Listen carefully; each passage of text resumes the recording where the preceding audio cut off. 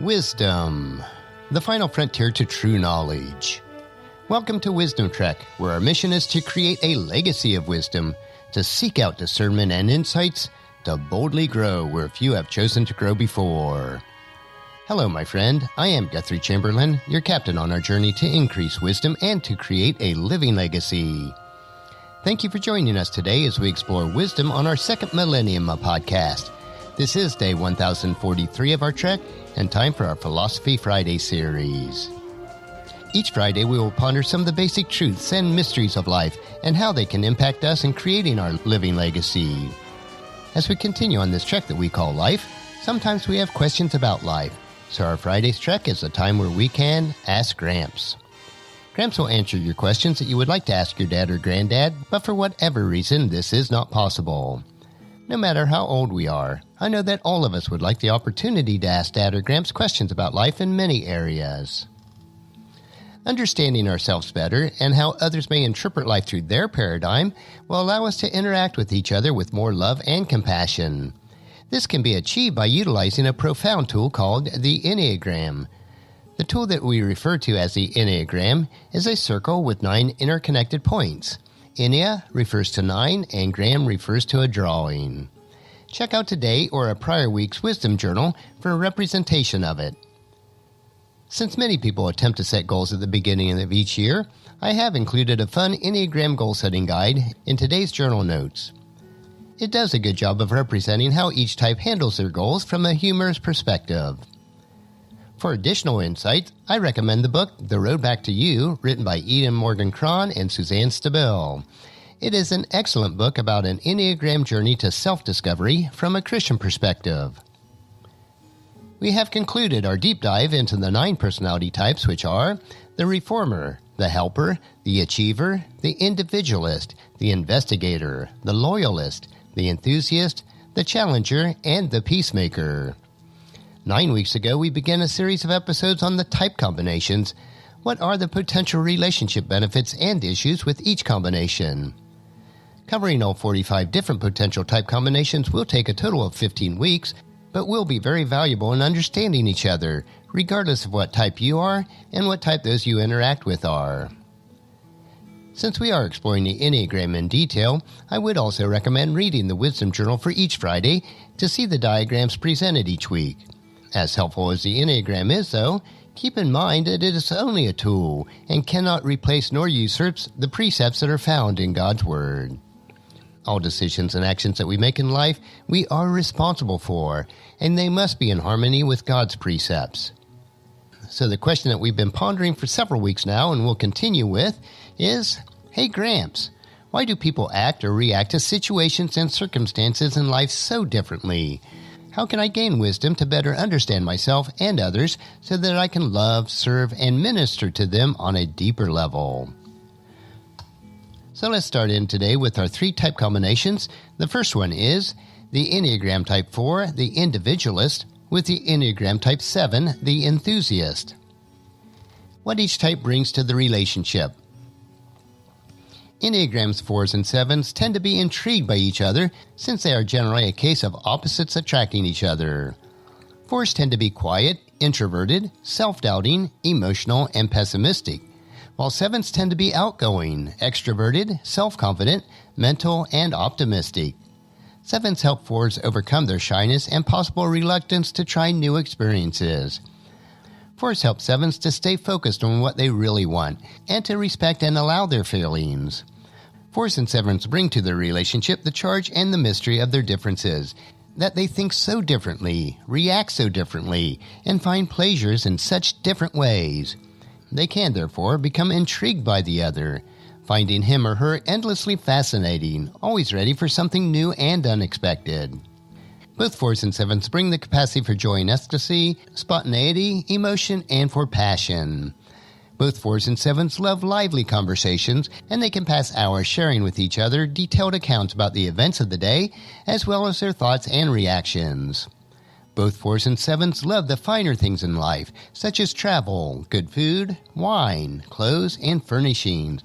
And for better or for worse, they can both tend to overspend their incomes on what they consider life's necessities, such as caviar, champagne, and another trip to Europe. They both have a love for the new and a sense of adventure and romance that can keep their relationship fresh and lively for themselves and be a source of joy and inspiration for others. Both types can be funny, irreverent, and entertaining. There is also an earthiness and bodiness to both, as well as, paradoxically, a sophistication and elitism. Being opposites, 4 and 7s can balance each other out.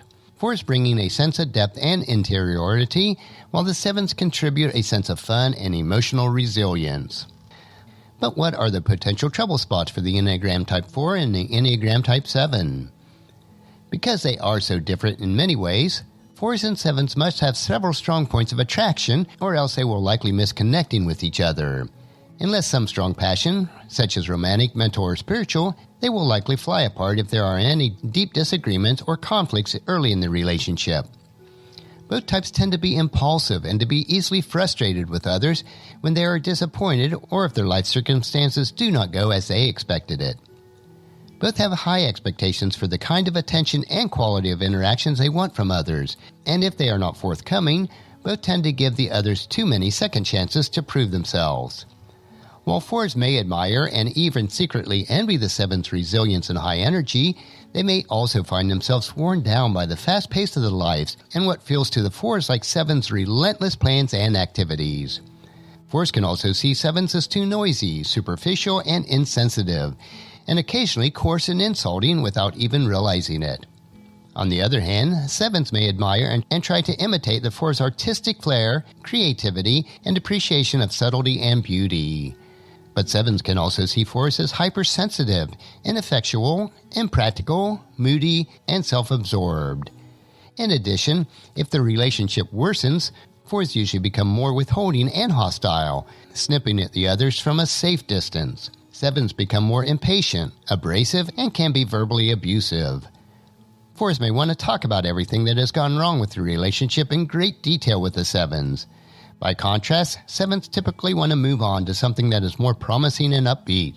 The result is that the underlying problems do not get resolved adequately. Once this relationship curdles, virtually everything each admired and was attracted to in the other becomes irritating and insufferable. But let's move on to the next Enneagram types. The Enneagram Type 4, the Individualist, with the Enneagram Type 8, the Challenger. What each brings to the relationship. This can be one of the most creative relationship couplings, although it is also one of the most inherently volatile. Both Enneagrams 4s and 8s are intense and have strong emotional responses. Both seek to get a reaction from the other. Both can be dominating of their environments. 8s are socially dominant, 4s are emotionally dominant. Both types bring passion, intensity, energy, and a deep, often unconscious feeling to all aspects of the relationship. They are attracted to each other's storminess, the other's vulnerabilities, and the other's hidden qualities. Neither is what they seem to be on the surface. Both types are also highly intuitive, 4s by being self-aware and knowledgeable about how they are feeling, and 8s with their intuition about external phenomenon, often with extremely accurate insights and the potential and possibilities exhibited by others. Because of their passionate natures, both types can become impulsive and reckless, taking extreme risks for the love of thrills or for the sensation of being alive, and this can be tremendously exciting to the other. But there are trade-offs. 4s tend to depend on the 8's practicality and ability to protect and provide for them, whereas 8s tend to depend on the 4's sensitivity and mysterious sense of challenge. The 4's emotional life and heart may be one world that the 8s cannot easily conquer. On the other hand, 4s see strength and solidity in the 8s. Both feel that the other can meet their intensity, that the other will not be boring or non-responsive to them. They make each other feel more alive, something that they both want. Intensity, vitality, passion, and immediacy are the emotional hallmarks of this couple. They can relate to each other and to others in their world from an unusually high emotional pitch. There is always something happening in their relationship, and they like it that way. But what are some of the potential trouble spots or issue between the Enneagram Type 4 and the Enneagram Type 8? Both types take certain pride in having a larger-than-life quality about them. 8s in their larger-than-life willpower and quest for control, 4s in their larger-than-life emotions and their quest for self-expression. Both types want to be free or free from having anyone controlling them, particularly their careers and their private lives. If they feel that the other is trying to control them, both types can become enraged, easily triggering a gargantuan battle, financial and sexual intrigues, and rampant feelings of hatred. Both 4s and 8s are emotionally stormy and prone to periods of rage, depression, vengeance, and various forms of acting out. When conflicts between them reach a certain pitch, arguing replaces real connection, and fighting, and possibly even physical violence, become an increasingly common element in their communication, with the violence often running both ways. They can also begin to get into the practice of fighting and making up because both are more exciting that way. They can also begin to punish each other by withholding attention and affection and by verbally putting down the other, and this often happens in public. No coupling is more passionate than the 4-8 combination, nor is any couple more likely to deteriorate into verbal or physical abuse and various kinds of personal retaliation for escalating offenses. They also tend to draw their friends and families into their conflicts, trying to make others choose sides. They may get into the feeling that they are not able to stop themselves from hurting each other, as much as part of them would like to quiet down and become more normal. The passion and attraction that they have for each other can end in obsession and hurtful, ruinous, impulsive actions. Next, let's move on to our third type combination for today, which is the Enneagram Type 4, the Individualist, with the Enneagram Type 9, the Peacemaker. What each type brings to the relationship. This can be, paradoxically, both a very comfortable and yet exciting relationship pair. Both the Enneagram 4s and 9s are both withdrawn and private, sensitive to the feelings and the needs of others, and empathetic to the sufferings of others. Both can be tender-hearted and highly sympathetic to the sufferings that they find in the world and in each other. Both want to find a deep connection with the other, and yet both have a certain degree of autonomy and insist on a very real degree of privacy. Both 4s and 9s can be highly creative, and as a pair, they enthusiastically support the other's creativity and give the other a good deal of space to develop their own talents. Both are idealistic and want to connect deeply with someone, feeling that they are on a search for their soulmate, the one person in the world whom they can completely connect and be themselves. Both 4s and 9s also bring sensuality and love of comfort that is noteworthy. This may express itself in their lifestyles, traveling habits, and in their sexual and other intimate activities. This is a couple that likes to stay in bed all Sunday morning, reading the papers and talking. Each brings passion and appreciation of the other, coupled with a desire to be comfortable and build a life with each other. 4s can make 9s become more intense and expressive about how they feel, while 9s can allow 4s to feel understood and accepted for who they are. 4s are good at naming their feelings and pinpointing their emotional states. 9s are good at creating an atmosphere of non-judgmental acceptance. 9s may even enjoy the emotional storms and dramas that the 4s occasionally get into, feeling that it adds spice to their life together. A lot of the pleasure and passion of this couple is nonverbal in the depth of their understanding that each has for the other. But what are some of the potential trouble spots or issues between an Enneagram Type 4 and an Enneagram Type 9? The biggest area of conflict between the 4s and 9s is that each tends to react differently as the stress increases in their lives. 4s become more emotional, volatile, and demanding, while 9 becomes more disengaged and impossible to get through to. 4s can feel too unstable and dramatic, unpredictable, and moody for the 9s, while 9s feel too unresponsive and emotionally inert, unsatisfying, and uncommunicative for the 4s. 9s can become angered by the 4's sense of entitlement and demands for attention and exemption. 4s can become angered with the 9's irresponsibility and apparent inability to learn from their mistakes and their experiences. If conflicts and tensions increase between them, 9s can shut down more and more so the communication stops, and they give 4s a subtle message that they don't want to hear their reactions or deal with their feelings. 4s can feel that talking to 9s are like playing tennis with yourself. There's no one to hit the ball back, and there's too little relating in the relationship. Contempt for what 4s see as boring and ineffectual can end the relationship. Both types look for partners that seem to embody some quality that they feel they do not have in themselves. 9s seek strong, high-energy partners, while 4s seek partners who possess ego ideal that they feel that they're missing within themselves. In lower-functioning 4s and 9s, neither energizes the others, and both get stuck in a morass of inhibited anger, resentment, and irritation with each other. 4s tend to give up on the 9s as being hopelessly inert and dull, whereas 9s tend to give up on the 4s as being too demanding and emotional volatile. Well, that covers the 10th group of 3 for the total of 30 out of 45 type combinations. We will continue each week to look at 3 additional combinations as we work our way through all the numbers.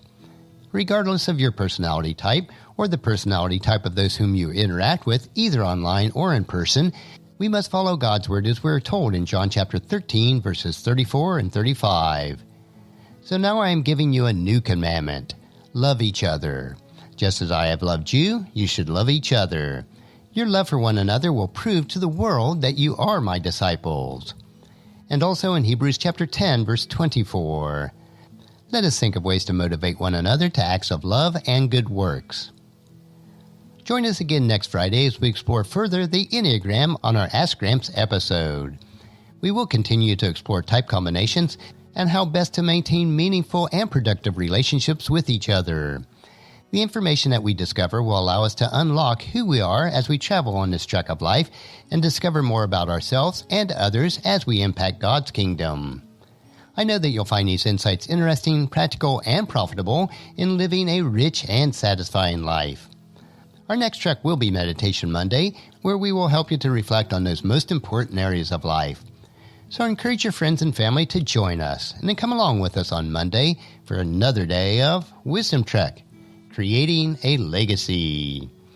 If you'd like to listen to any of the past 1,042 daily treks or read the associated journals, they are all available at wisdom-trek.com. I encourage you to subscribe to Wisdom Trek on your favorite podcast player so that each day will be downloaded to you automatically. And thank you so much for allowing me to be your guide, your mentor, but most importantly, I am your friend as I serve you through the Wisdom Trek podcast and journal. And as we take this trek of life together, let us always live abundantly, love unconditionally, listen intentionally, learn continuously, lend to others generously, lead with integrity, and then leave a living legacy each day. I am Guthrie Chamberlain, reminding you to keep moving forward, enjoy your journey, and then create a great day every day. See you on Monday.